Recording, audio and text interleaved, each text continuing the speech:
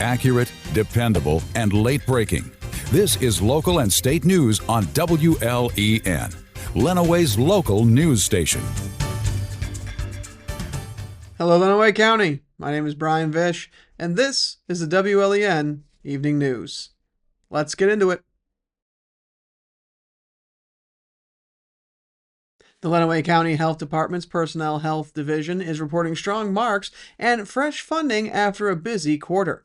At the July Board of Health meeting, department leaders announced that all personnel health programs received exceptional reviews during the recent state accreditation process.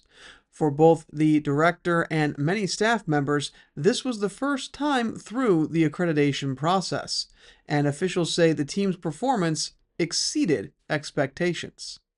The department also secured an additional $10,000 grant to support its screening program for social determinants of health, building on an earlier $26,000 award. That funding helps address food insecurity, transportation needs, and access to medications. One major use of the funds has been the distribution of Veggie Mobile coupons. In the last quarter alone, the department handed out 136 vouchers to help residents access fresh produce. They're also looking to expand the program through local grocers and winter access markets. Clinics remain active, though the department's nurse practitioner is expected to begin maternity leave in the coming weeks. The Lenawee County Board of Health reviewed and approved Board of Health spending for May and June 2025 during its regular meeting on July 16th. The reports included multiple operational updates and vendor corrections. The accounts payable review is a routine item in the board's monthly agenda. Health Department administrators provided clarification on vendor payments and recent upgrades to internal systems. Among the notable items, staff identified a billing issue involving LRS Recycling, which had overcharged the department despite a fixed-rate contract. The overbilling was resolved prior to the meeting. Expenses also included staff attendance at emergency preparedness and recycling conferences, as well as dumpster rentals used to dispose of outdated furniture. The board voted unanimously to accept the reports as presented.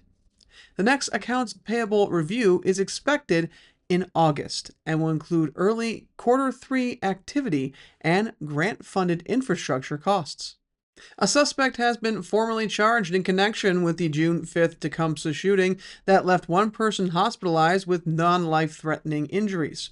The 26-year-old defendant, Donald Christopher Hawkins Jr., now faces 6 felony charges in the 2A District Court. According to the Tecumseh Police Department, the shooting occurred in the Standish Dam area near Birch Street. Officers initially responded to reports near North Union Street, but later confirmed the incident location through a follow-up investigation. The first suspect, a 31-year-old Tecumseh man, Michael Anthony Isaac, was arrested on June 5th. Hawkins was also a Tecumseh resident, was taken into custody on June 10th. Court records show that Hawkins was arraigned on June 13th and remains held on a $60,000 cash or surety bond. His case, filed in the court system, is being presided over by Judge Michael Morgan. A probable cause conference is currently scheduled for July 23rd. Both suspects are currently lodged at the Lenawee County Jail. The police investigation remains active. If probable cause is established, the case will advance to the Lenawee County Circuit Court. Authorities are still encouraging anyone with additional information about the June 5th shooting to contact Tecumseh Police Detective Androvic at 517-423-7494, extension 218. The City of Adrian Planning Commission held its first of 2 open houses reviewing their proposed new zoning ordinance on Tuesday at the Adrian City Chambers. Adrian's current zoning ordinance was adopted in 2006 and has since undergone minor revisions that officials say made it difficult to interpret. The proposed new ordinance will consolidate the city's 4 residential districts into 1 and the 3 industrial districts into 2, and eliminate the commercial district permitting malls. One major change to the ordinance is a switch to graphics instead of text to explain the zones, as Planning Commissioner Chair Michael Jokowitz explains. For each zone lists all the permitted uses in prose and all the rules and regulations that go with that. That's what makes it kind of an unwieldy document. The proposed ordinance is going to use what we call a use matrix, which is really just a spreadsheet. And on the horizontal axis, it'll have all these uses listed, a gas station, auto dealership, single-family residence. And on the horizontal axis, it's going to show all the districts. And so there's just going to be a little check mark that says, okay, that's permitted here. This is permitted here. This is permitted here by special use. Much easier to look something up with. Very little actual changes in what is permitted. If you own a piece of property, whatever you're doing with it now is not going to change. That was Adrian Planning Commissioner Chair Michael Jokowitz. Adrian resident Julie Youngworth was one of around 40 attendees. So my main concern as a citizen, as a resident, is that not enough people understand the zoning changes and the zoning implications to their neighborhoods, the most important thing. One, for instance, is developers that can propose whatever they want, wherever they want, and the Planning Commission can approve the developments before they go to the City Commission to be approved. And I think the important step is that the Planning Commission shouldn't have full reign on what's going to happen in your neighborhood. My concern is the impact of a proposed development like the Bixby site. City of Adrian resident Julie Youngworth. The next open house will be held on Thursday, July 24th from 6 to 8 p.m. at the City Chambers, located at 159 East Maumee Street in downtown Adrian. For more information, contact Planning and Zoning Administrator Jeremiah Clement at 517-264-4861 or jklemon at adrianmi.gov. The City of Adrian is asking residents to weigh in as it updates its strategic plan and begins the search for a new city administrator. Community members are invited to share their thoughts on the city's top priorities and the leadership traits they value most in the role. Feedback can be submitted by attending a public input session or by completing an online survey. The deadline to participate is Sunday, July 20th. To complete the survey, visit the link that is on screen now. The Adrian City Market is kicking off its first Kids' Day of the season on Friday, July 26, from 9 a.m. to 1 p.m. at the Toledo Street Pavilion in downtown Adrian. This free event is open to families and packed with activities for children, including bounce houses from Blow It Up, party rentals, face painting by Colorful Events from 10 to noon, and live music from Union Street Revival. Local vendors will be set up alongside special mini vendors, young entrepreneurs selling handmade or homegrown goods. To sign up as a mini vendor, visit the mini vendor application link seen here on the screen. Come out and enjoy a fun-filled morning at the market with food, music, and activities for all ages. The Blissfield Village Council has voted to approve the purchase and installation of new decorative light structures for its downtown district.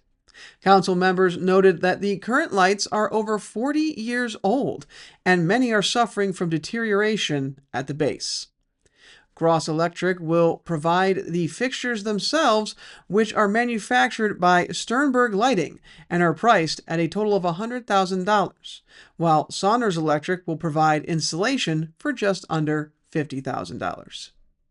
The water slide at the Blissfield Aquatic Center is currently inoperable due to a broken plumbing line.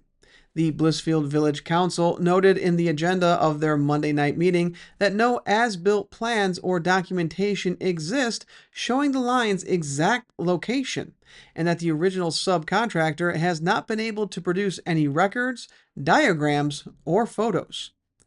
Any repairs would require sections of concrete deck around the pool to be removed. Council members mulled over the option to hold off on repairs until the end of the season to preserve the pool's water quality, or to remove the slide altogether, though no immediate action was taken. Downtown Tecumseh is getting a summer makeover this weekend with the return of the Sun and Sand Festival happening Friday and Saturday, July 18th and 19th.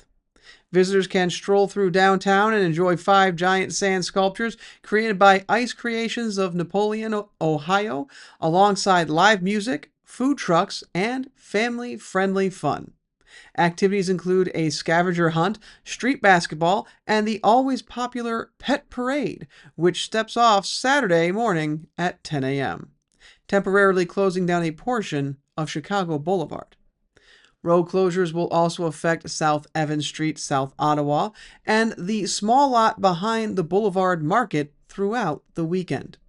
To see the full schedule or to get involved, visit the City of Tecumseh's website or check out the event Facebook page. Good news for drivers and downtown businesses. The North Evans Street Bridge project in Tecumseh is almost done, and it looks like it will wrap up ahead of schedule. Work began back on May 27th as part of the city's voter-approved street millage with a 60-day construction timeline.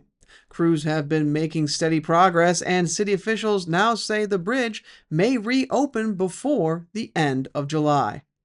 While a few detours are still in place, traffic is expected to return to normal soon, just in time for the peak of summer. The bridge work is part of a larger infrastructure effort funded by local voters, aimed at improving roads and walkability throughout the city. For updates and project maps, visit mytecumseh.org. In national news, the White House has confirmed that President Donald Trump has been diagnosed with a common vein condition known as chronic venous insufficiency, following medical testing prompted by swelling in his legs.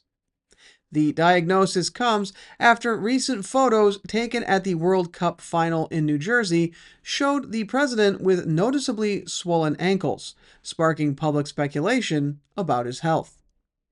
Speaking at Thursday's press briefing, Press Secretary Caroline Leavitt stated that the president underwent a comprehensive health evaluation by the White House Medical Unit, saying, quote, out of an abundance of caution, unquote.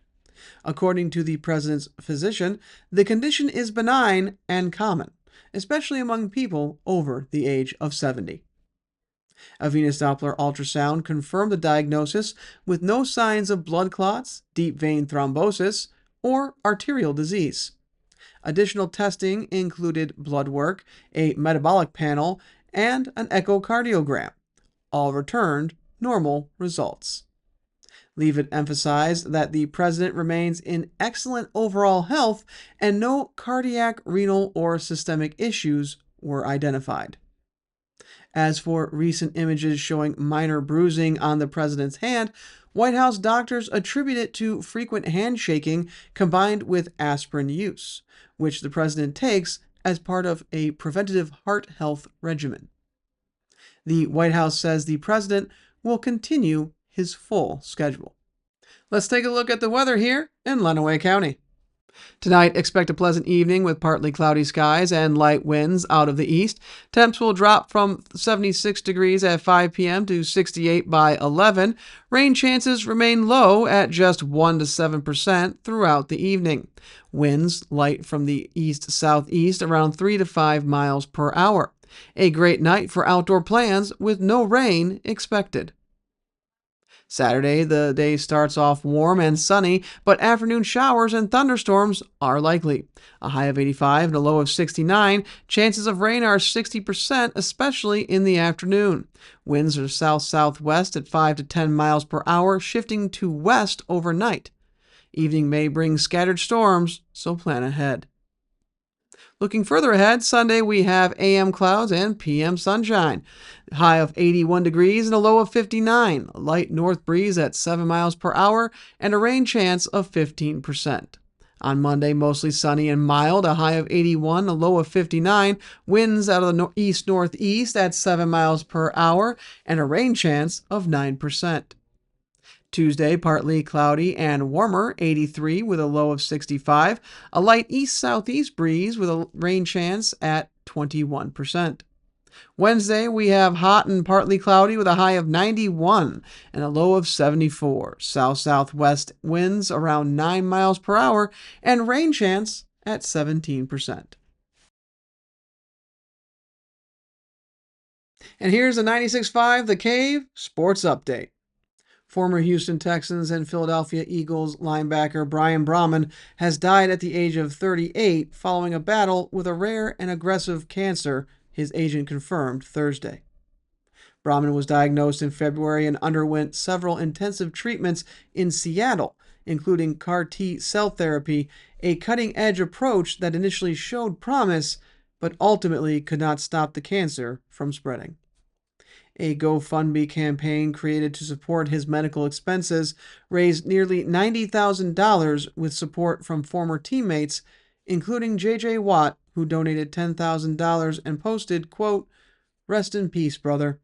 Gone far too soon," unquote. Braman played college football at Idaho, Long Beach Community College, and West Texas A&M before signing with the Texans in 2011 as an undrafted free agent. He joined the Eagles in 2014 and was part of their Super Bowl 52 winning team, making 7 postseason appearances over his career. In a statement, the Eagles called Braman a loyal teammate, a supporter of the community, and a devoted father. The Texans also expressed their condolences, saying they were deeply saddened by his passing. Braman is survived by his 2 daughters, ages 11 and 8. His agent, Sean Stellato, remembered him as a giant on the field with an even bigger heart, someone whose loyalty and warmth left a lasting impact. The Washington Commanders agreed to a 1-year deal with pass rusher Von Miller. The Buffalo Bills released Miller in March. Miller, 36, posted photos of himself to his social media in a Commanders jersey with the caption, quote, "DC, what's good," unquote. Miller, the number 2 overall pick by the Denver Broncos in 2011 NFL Draft, will be joining his 4th different franchise. The 13-year veteran has recorded 129 career sacks to rank 16th on the all-time list and totaled 17 combined tackles, 8 quarterback hits, 7 tackles for a loss, and 6 sacks over 13 appearances last season for the Bills. An 8-time Pro Bowl selection, 3-time All-Pro, 2-time Super Bowl champion, Super Bowl MVP, and former Defensive Rookie of the Year, Miller totaled at least 10 sacks in 7 of his first 8 seasons. He logged a career-high 18.5 sacks in 2012 for the Broncos. And that's it for the WLEN Evening News. I will see you at some point next week, Lenawee. I have to say it that way because we have our 4-H interviews that we will be prepping next week at the county fair. So I will be attempting to make sure we get a video news roundup for everyone here. However, just to make sure that we have those interviews ready, we may not have a daily video newscast. For your daily news, stick with 103.9